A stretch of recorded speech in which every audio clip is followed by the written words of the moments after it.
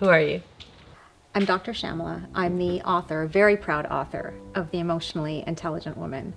And I feel like to tell you who I am, I need to start with who I'm not. Because it's also who the emotionally intelligent woman is not. You know, I'm not someone who has it figured out. I'm not someone who gets it right all the time. I'm not someone who doesn't come with a ton of flaws. But I think that's who the emotionally intelligent woman actually is. She's a woman who's on her journey towards her best self. She's the woman who's on her journey towards self-leadership. She's the woman who's on her journey to actually showing up as her most empowered, her most powerful, her most radiant self. And along that journey, she truly discovers who she is. And so for me, through that journey, I've discovered a new version of myself as a wife, as a mom, as a business owner, as a clinician, as a coach, and now as an author.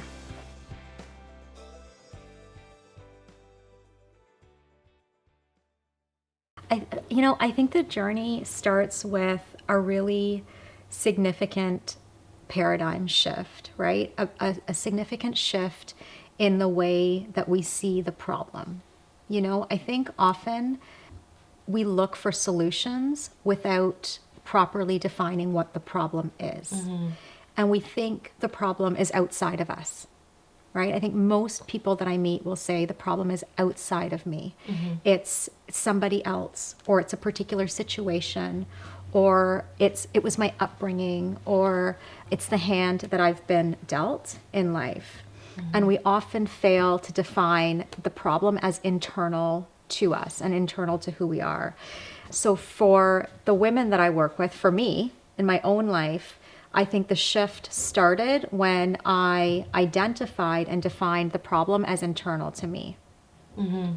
The beautiful thing about that is the solution then is also internal to me, right? The solution, the way out, the path, if you will, is also something that I have control over, because it's something that I can change regardless of what happens outside of me. And I think so much of what gets us wound up, so much of what gets us anxious, so much of what gets us stuck and immobilized is when we focus on what other people are thinking, feeling, and doing. And not recognizing that really the only two things we have control over are what we think and what we do, right? Our actions, our choices, our behaviors, and our perspective. And in fact, that is the most empowering position we can take, is to focus on what we think and the choices that we make. And so no one's ever taught us that the most empowering thing that we can do is to take radical responsibility for ourselves, right? For our actions, our choices, our behaviors, and our results, our reality. The reality that we create is really up to us, right? We get to define that.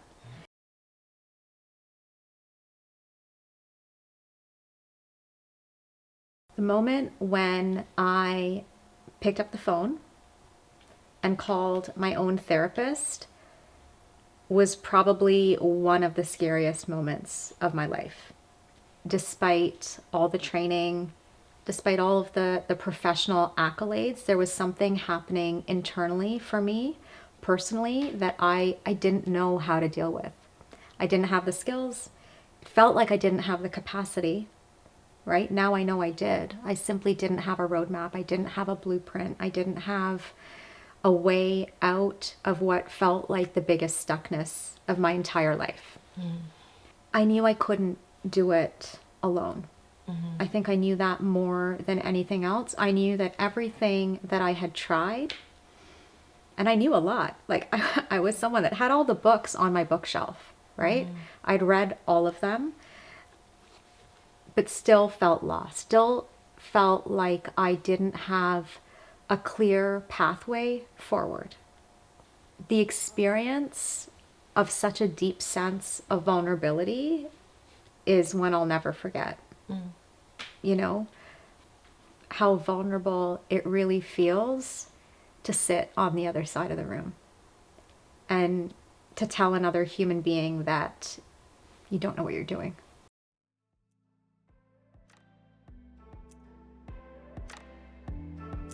I think one of the things that in hindsight I can see was a huge blessing in disguise is that what I was going through personally paralleled what so many of the women I was working with were going through as well, right? At the time, that felt awful that I was going through that. But now I can see that my personal experience of pain, my personal experience of feeling so lost, that was the gateway to me desperately wanting a solution. And seeing that desperate longing for a solution in the eyes of so many other women, right? I would sit just like this and I would look into the eyes of the women I was working with, and I could see how much they were longing for a solution, right? They were so well-intentioned, they were so ambitious, they were, you know what I mean? Like they just wanted to get this part of their lives figured out. And I understood that on such a visceral level. And that's what led me to saying there's got to be a better way. There's got to be a more practical way. There has to be a framework that can allow us to actually unlearn all of the patterns that are no longer serving us and choose a new pattern of relating.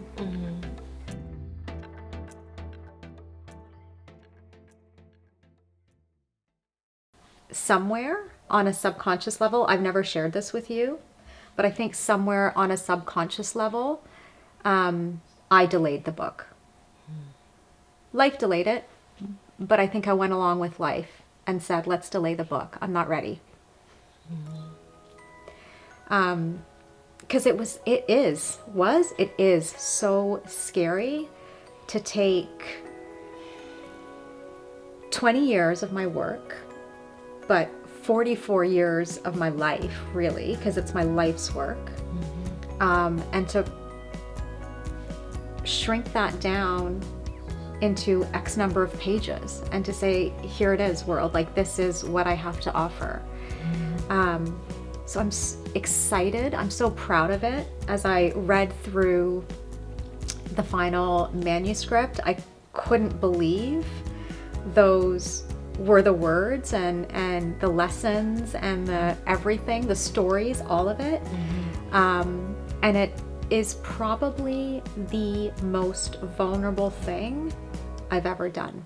You know, maybe you hear this a lot, but it feels so fun. Like there's something that feels so permanent. That's the word, permanent, about putting it between those covers and putting it out into the world. But I'm excited. I'm ready. I'm ready.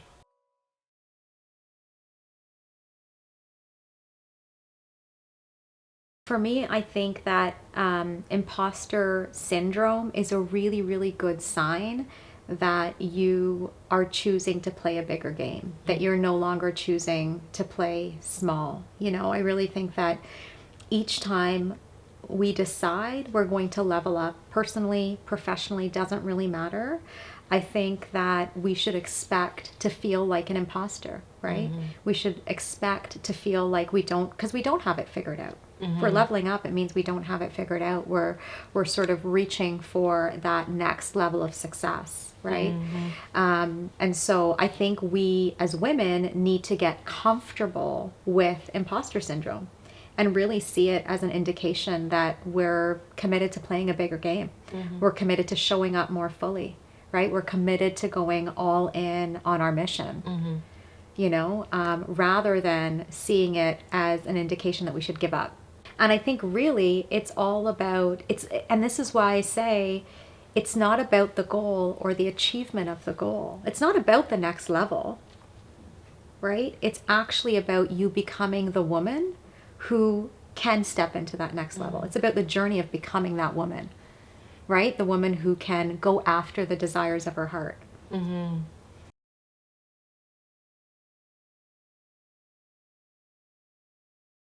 I think we've been conditioned to see conflict as wrong or as bad or as toxic to relationships. And in fact, it's not. Conflict is very healthy, right? If we can approach it with a certain level of neutrality. But often when we believe the false paradigm that conflict is bad, what happens is we will try to avoid conflict. And there's different ways that we will try to avoid conflict. We can become really passive, right? Or we can become passive aggressive, which is very, very common for a lot of the women that I work with.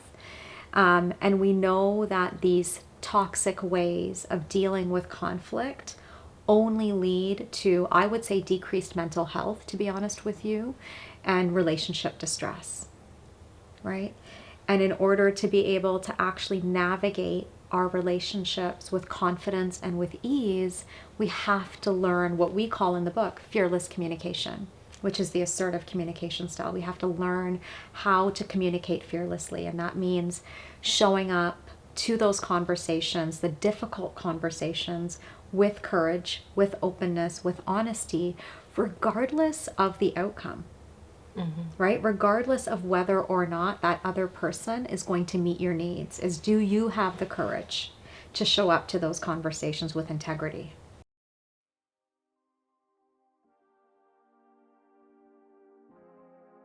I think for me, it's a few things. Like one, offering a new paradigm, like offering a different way of looking at the old problem, right? Like offering a different way of navigating relationships, a different way of navigating leadership, right? A different way of responding to conflict, a different way of having difficult conversations. I'm so obsessed with giving women the skills and the training that they've never had.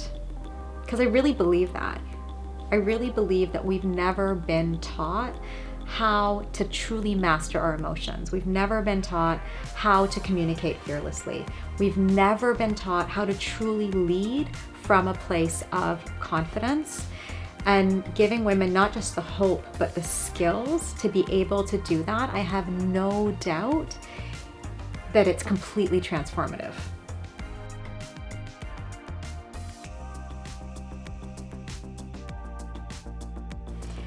For me, it would be any woman that wants to have just as much success personally as she's had professionally. You know, for me, it's for any woman who wants to execute her mission at an entirely different level and she's ready to get out of her own way.